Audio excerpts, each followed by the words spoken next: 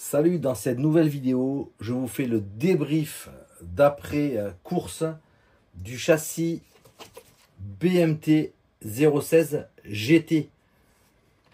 Un châssis GT8, transmission par Courroie. Alors, ce matin, on a pas mal roulé, il faisait une température de 30 degrés.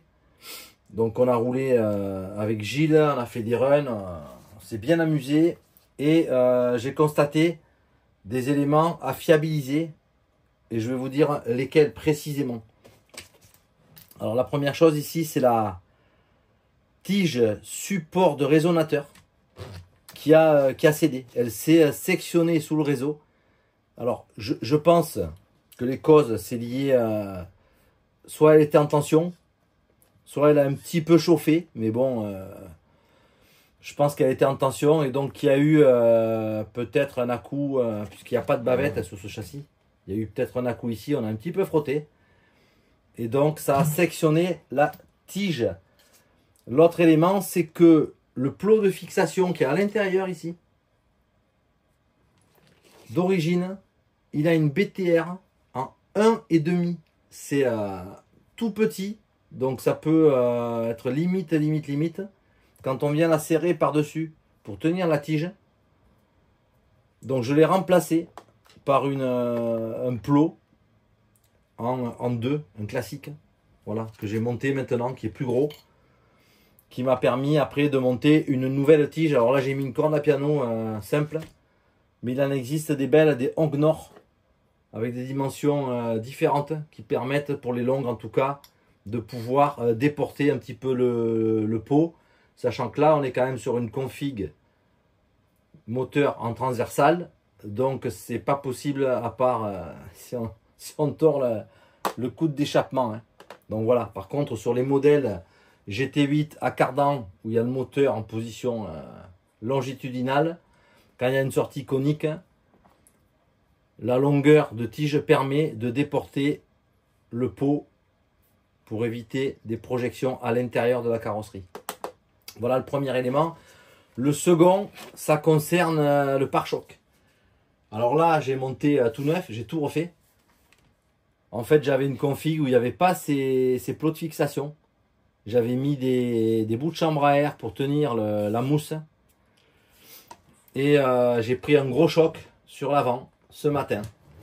Et j'ai constaté, ça fait plusieurs fois que ça m'arrive, que la plaque ici de l'aileron avant, elle est assez fragile. Donc là je l'ai recollé, ça pourra dépanner, hein. Elle tient, hein. Je l'ai dépanné à la Shogu, mais c'est pas la première fois que je la casse, donc voilà. Donc là je l'ai monté avec des petites fixations et des petits plots pour venir tenir la mousse. C'est beaucoup plus propre et vous voyez, je l'ai également lesté à l'avant. J'ai mis 10 grammes sur le châssis pour la lester un petit peu. Voilà, pour la partie avant, remplacement ici et 10 grammes de plus. Et alors, dernier élément que je vais voir avec vous, c'est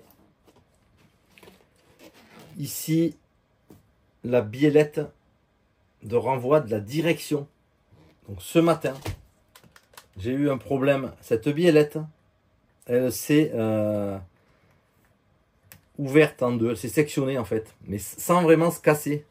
Je pense que elle est constituée d'origine par deux bouts de biellette avec une BTR à l'intérieur qui rentre ici.